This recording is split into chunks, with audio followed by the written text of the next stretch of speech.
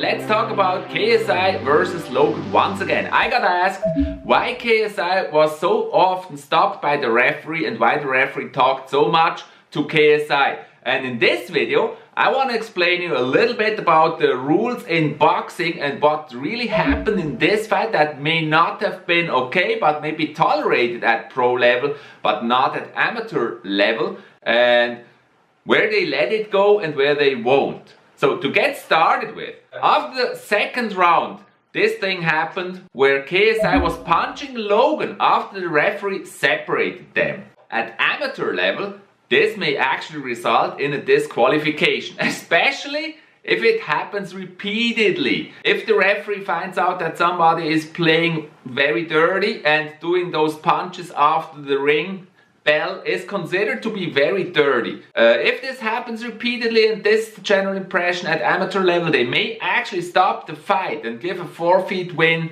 to Logan in that situation. But at pro level, and this was kind of like pro rules but to amateurs, at pro level they will let it go at least once. It may give a warning which results in 1 point deduction if they get a warning usually. So it's not something you want to do. Punch after the bell is not considered good sportsmanship, of course. I'm not sure whether 𝗪𝗚𝗀 got a warning there or not, but it would be possible. Pro rules usually will let this go, and here, of course, the referee talked to him because he knows they're amateurs. And the second thing is, 𝗪𝗚𝗀 dashed forward with his head down, like he's dashing forward like this with his head down. I mean, he's trying to get close to Logan, which is not easy. And he's trying to do that, but you're not supposed to put your head like really down and dash forward with your head, because that's gonna give very ugly head crushes into each other and give very ugly cut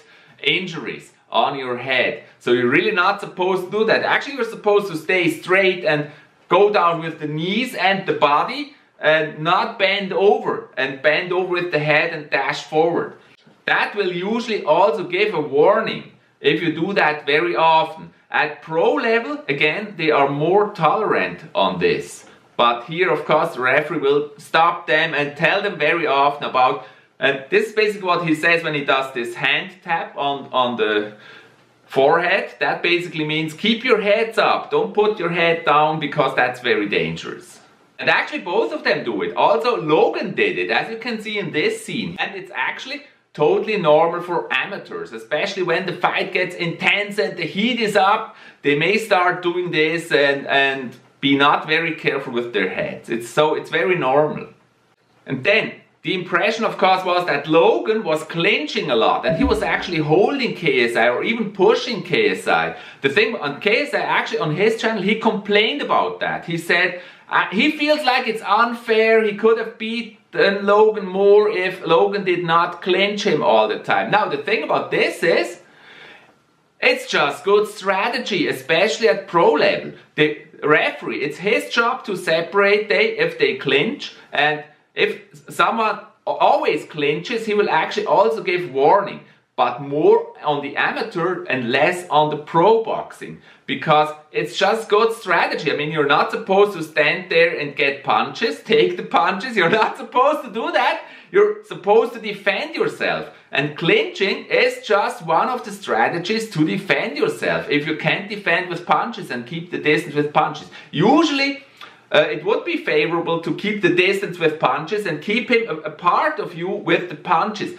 But if he gets very close, you're not going to stand there and take it. You're actually going to clinch. And it's actually a good sign if under pressure you're still able to clinch, because if you don't, that's often going to result in a knockout. So it's just good strategy, and Logan actually did very well on this. I understand 𝗪𝗚𝗀. Of course, it's very annoying if he doesn't find a recipe to actually hit him because he clinches. Now, just after recording this, I noticed I have to say something also about Logan pushing 𝗪𝗚𝗀 onto the ropes. This is, of course, also not okay. And if it happens constantly, that may also become a problem. So it's definitely not allowed to clinch and push the other guy into the ropes and try to push him out of the ring. Now, especially in later rounds, 𝗪𝗚𝗀's attacks looked really spectacular. A lot of wild punches there. But I need to explain you something about what punches actually count and which punches don't. So if he's doing those wild swings, KSI, what actually happens there is often he hits with his wrist, or he doesn't hit with the fist like this. But this is the punch that actually counts. You're supposed to hit like this. You're not supposed to hit like this or like this, because it isn't that effective anyways, and that won't count. And if it's wild swings, actually, as somebody that is not used to watch boxing, you may think there is a lot of hits, but actually there is a lot of misses. And also at real pro boxing level, a lot of the punches actually miss, or they just go out of the way of the punch, and you feel like they hit, but they don't actually. And this really needs some training of the eye to see what is a hit and what isn't. And here, because they're amateurs, they even hit less than a pro would hit. A lot of punches actually missing there. And they won't count, even if it looks spectacular. Even if KSI punches more, but not hitting properly, and Logan is only clinching and defending, but maybe has 1 or 2 hits, that will count for Logan. You need to understand how scoring works in boxing. It is like this. In pro boxing, in amateur boxing, they count the hits. So if you hit, it's going to be a point, and whoever has more points at the end of the round will get the round. But that's only amateur boxing. In pro boxing, the round goes to whoever dominated. That means you gotta walk forward, you gotta make the match, and you gotta hit hard. Because heavy punch counts more than a soft punch or a wrong punch or wild punches that don't hit. That's how pro boxing is counted. So maybe in one round KSI, just as an example, would hit 10 soft punches that have no effect on Logan. It basically stands there like a rock, unimpressed. In the same round, Logan just punches once and really strong, and KSI is shaken. The round will go to Logan. That's how pro boxing scoring works, and you really gotta understand this. Then in the later rounds here, where there is not so much clear hits, it's wild swings by KSI, it's little defensive action by Logan, a lot of clinching.